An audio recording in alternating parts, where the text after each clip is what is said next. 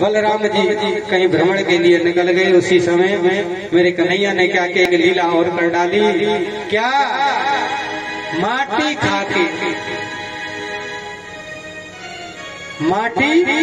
खाकर एक डेल लिया, डेल गपा मुंह में रखे। और यह दृश्य बलराम जी और सभी ग्वाल वाल देख रहे थे। सभी कहने, वो कन्हैया तेने माटी खा ले, माटी खा ले। इतने में कन्हैया कहते हैं कि मैंने माटी नहीं खाई। पूछ भैया ने कि माटी खाई कि नहीं? हाँ लाला तेरे माटी जरूर खाई। चल चल तेरी शिकायत मैया से करेंगे, तू माटी खाता है। कन्हैया ग्वाल वाल मेरे बलराम जी संग संग चलने लगे और मैया के पास पहुंचे। मैया मैया मैया मैंने हाँ ते लाला ने माटी खाई, माटी खाई।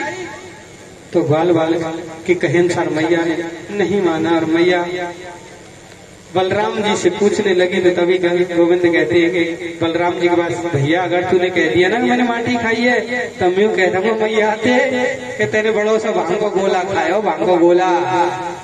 और तो बलराम जी भी डर गए कि ऐसा ना हो कन्हैया कह दे और मैया ऐसी की बात का विश्वास करते।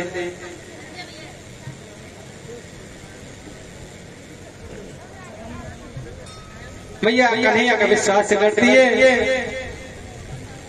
तभी बलराम जी कहते मैया मुझे ना बताओ तो लाला ने माटी खाई कि ना खाई।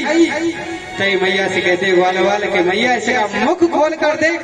बार बार कहने के बाद मैया ने मुख को खोल कर देखा तो उसी समय मैया ने मेरे गोविंद के मुख में सारे ब्रह्मांड के दर्शन कर लिए।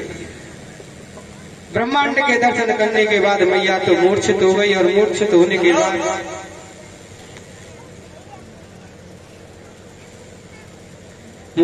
के बाद मैया अपने मूर्छा टूटी तो कहने लगी कि लाला मुझे ऐसा लगता है तो भगवान है, मैंने सब कुछ तेरे मुखारविंद में देखा। तभी योग माया के द्वारा सारा सब कुछ भुला दिया और वही लीला कहने लगे। गोविंद उद्यत होने लगे। अब तो माँ कंचोरी लीला में ऐसे निपुण हो गए, चारों बगल हाहाकार सा मच गया कि कन्हैया माँ कंचोरी करता है और सभी को बांध देता है। ऐसी चोरी करता है कि सभी को बांध देता है, खम्भों से बांध कर चला जाता है। गोपियों के बीच वार्तालाप होने लगी। एक दिन मेरे कन्हैया ने क्या किया, एक गोपी के घर में प्रवेश किया अपने मंडली को लेकर और माखन मिश्री की मटकी इधर उधर ढूंढने लगा। तो मेरे गोविंद को माखन की मटकी कहाँ दिखी, ऊपर दिखी। तो कहा भैया ये मटकी कैसे उतरी? तो कहा कि एक दूसरे के ऊपर बैठ जाओ, एक दूसरे से खड़े हो जाओ, एक दूसरे कदमों पर खड़े जाओ। सबसे ऊपर आज मेरे गोविंद भी खड़े हुए। जैसे गोविंद खड़े हुए तो गोविंद माँ का खाने लगे। तो एक भैया कहते भैया थोड़ा सा मंजूर है। तो कहते नहीं है लाला चिंता मत कर, सबका को खिलाऊंगा, खाए के देखे तो लेना ताजा के बाद समझ। खाते जाते इतने भी वो गोपी आती है, वो जितने भी ग्वाल वाल थे सभी तो वहां से भाग गए, लेकिन कन्हैया वहीं की वहीं लटके रह गए। अब तो गोपी कहने लगे कन्हैया उतर। कन्हैया मेरे नाम गोपी ऐसे नहीं तरह क्यों मैं उतर और तेरे पकड़। और दूसरी बात मैं कूद मोद में लग जाए, छोटा सा बालक हूँ। अरे देखा तू छोटा सा कैसा छोटा होने पता है, पता नीचे देख गोपी उतारना हो तो गोदी में ले।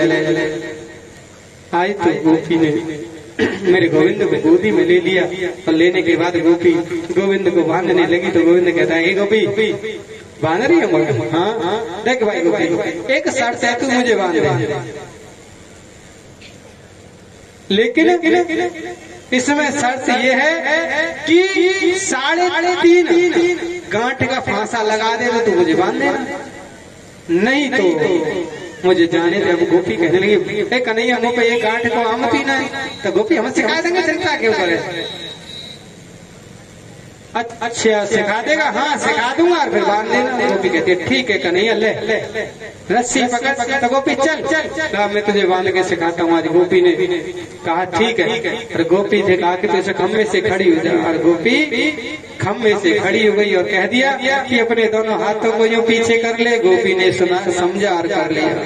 अब तो मेरे गोविंद ने नीचे एक गांठ लगाई पैरों पर, दूसरा फंदा लगाया कमर पर अंटा लगा दिया, और तीसरा यहाँ गर्दन से नीचे लगाकर और पीछे गांठ दे दी। और देने के बाद कहता है देखो फंदा लगाना गांठ लगाना 3.5 का। अब गोपी कहती है कन्हैया मैं तो सारा बात सीख गया हूँ, तू मुझे खोल दे। तो गोविंद कहते हैं गोपी मैंने बांधना सीखा है, किसी को खोलना नहीं सीखा गोपी। अब दरवाजा भीतर से बंद किया और एक रास्ता था छोटा सा, उसमें ऊपर गोविंद भाग गए। और कुछ समय के बाद गोपी की सासू माँ आई तो सासू माँ पुकारने लगी अरे बहू रानी दरवाजा खोल। 2 बार आवाज लगाने के बाद तीसरी बार आवाज आई बहू रानी की मैया मैं खोलूं कैसे, मैं तो यहाँ स्वयं बनी पड़ी हूँ। तो को बांधेगो हुई नटखट छलिया बांधेगो तो पतो नहीं गांव में हल्ला मचरों के बातें बच गई हो बांध जा तो सबने रुक जाला मैं खोल दी। आज गोपी को खोलने के लिए मैया इधर उधर से कैसे भी दरवाजा खोला और अंदर प्रवेश कर गई। और करने के बाद खोला तो कहने लगी रुक जा अभी जा रही हूँ उस लाला की शिकायत करने उसकी मैया से। तो मैया के पास जाने से पहले दरवाजे से निकली पुनः लौट कर गोपी को मैं नहीं जाऊँ तू जा, ये घटना तेरे साथ की है तुझे ही मालूम है कैसे करता है। अब तो महाराज सभी विचार करते हैं, धीरे धीरे विचार करते जाते हैं सभी के यहाँ घटनाओं।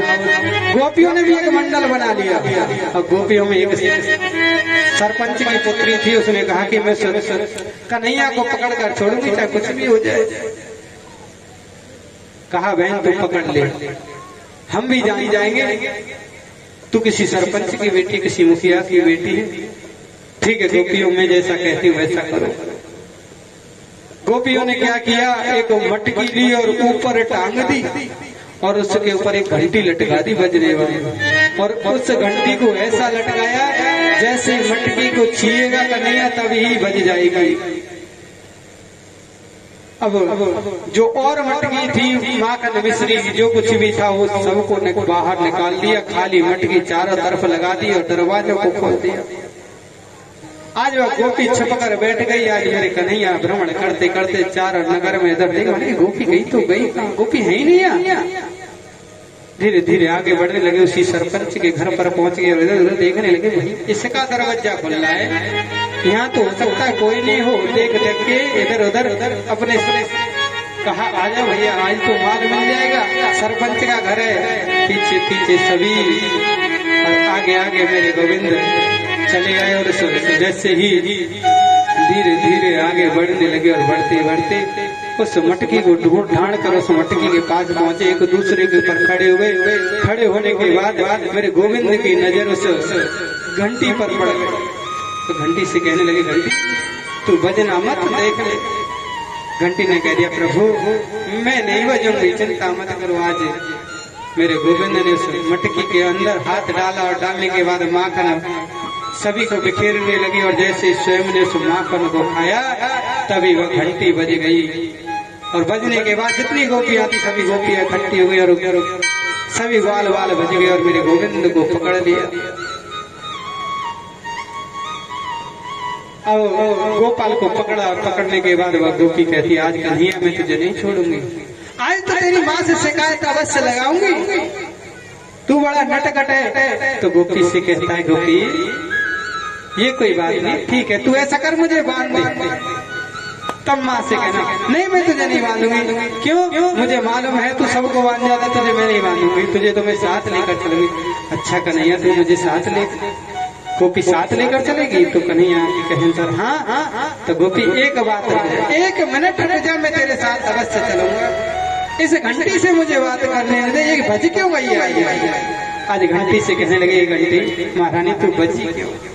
तो आज घंटी कहती है कि स्वामी आपने मुझसे कहा बजना मत मत मत, मैं नहीं बजी। आपने मटकी के अंदर हाथ डाला तब भी नहीं बजी, आपने अपने ग्वाल वालों के लिए माखन खिलाया तब भी नहीं बजी, मेरी कोई गलती नहीं गोपी। घंटी दूसरी बार और जब आपने और माखन के लिए हाथ डाला तब भी नहीं बजी। तो बजी क्यों? कारण तो होगा कुछ कि प्रभु जब आपने माखन लेकर स्वयं भोग लगाया तो मैंने भी सोचा कि मेरा जीवन तो जीना व्यर्थ है, जब भगवान भोग ना लगाए और मैं ना बजूं तो मेरा जीवन बेकार है। आज घंटी कहने लगी प्रभु यही मेरी गलती थी कि आपने भोग लगाया और मैं स्वयं बच गई। तब से कहते हैं भगवान के दरबार में जब भी भोग लगता है तो हमारे भक्तगण अपनी घंटी अवश्य लगाते हैं। तब से यह विधान चला रहा है। अब कहने लगे गोपी अब भैया वो जान रहे अब ते घर में अब तो मैं तुझे ले जाकर रहूंगी चाहे कुछ भी हो जाए। आज गोपी हाथ पकड़ कर ले जा। अब कन्हैया पीछे पीछे गोपी आगे आगे। और गोपी ने क्या किया? देखा कि गांव के नगर वाले हैं, बुजुर्ग भी हैं, तो घूंघट कर लिया लंबा सा गोपी ने। और घूंघट करने के बाद हाथ पकड़ कर चलने लगी गोपी। जल्दी जल्दी चल कन्हैया चल कन्हैया। कन्हैया जी चली आए और सामने से देखा गोपी का कोई देवर चला रहा था छोटा सा। उस देवर को देखकर मेरे कन्हैया ने कहा आजा भैया ने काम हो तो दे। सारे में दिया और कन्हैया के कई अनुसार वो भी मंडल में शामिल था। और उस देखते ही कहने लगा कि भैया एक बात बता तू कहाँ जा रहा है? ना वैसे ही जा रहे हैं, कोई बात ना है, भैया हमने कौन ले जा रही है, तू चली जा भैया। मैं गुस्सा में तो ठीक है भैया कह दिया। तो कहने लगे भाभी हाँ मेरे हाथ में दर्द है, मैं हाथ तो छोड़ दे दूसरे पकड़ ले। जैसे दूसरे एक हाथ को छोड़ा दूसरा हाथ बढ़ाए इतने में उसके देवर का हाथ थमा दिया। चल भाभी जल्दी जल्दी जल्दी। और तो कन्हैया तो दूसरा रास्ता काट कर घर अपने और पीछे पीछे अपने देवर को खींच लिया। और रास्ते में पेड़ मिलेगा, पेड़ काय का पेड़ फरास को। और फरास के पेड़ पर देगा डंडाल हो बढ़िया सा लफल बांध हो और लेके और पीछे एक हाथ पकड़ रहा और दूसरे हाथ से दे वो चालू था वो के भाभी छोड़ जमी मार दे। मैया के पास पहुंची। ओ मैया मैया बाहर निकल। मैया बाहर आई अंदर से। कहने लगी गोपी ऐसा क्यों? क्या बात है ऐसे क्यों चिल्ला रही हो? भैया तू हमेशा कहती है कि मेरा लाला ऐसा नहीं मेरा लाला ऐसा नहीं है। तेरा लाला देख मैं साथ लेकर आई हूँ तेरे लाला को देख देख। तो मैया कहती है कि गोपी एक बात कहूँ जरा अपना पर्दा तो हटा कर देख ये किसका लाला है और ये कौन है। आज गोपी ने जैसे अपने बुखार बिंद से वो पर्दा हटाया तो हटाने के बाद पीछे मुड़कर देखा तो गोपी कहने लगी तुम हमारी भाभी जब ऐसे कह रहे हो भाभी छोड़ भाभी कहाँ सुन रही? भाभी तो दहमत से नहीं आ रही है पीछे तड़ाम भाभी बिल्कुल नहीं चिंता है। तुम्हें कहा जा रहे थे मतलब देख पीठ को कहा कर दो। मैया कहते हैं गोपी रोक तू मेरे लाला को बदनाम करती है। मेरा लाला कहाँ है तुझे अभी बताती हूँ। अरे कन्हैया तो गोविंद भीतर से निकल कर आ गया। हाँ मैया क्या बात देख कन्हैया ये बैठा तू कह रही है। सारी बातें होने के बाद गोपी शर्म के साथ लौटने लगी अपने देवर के साथ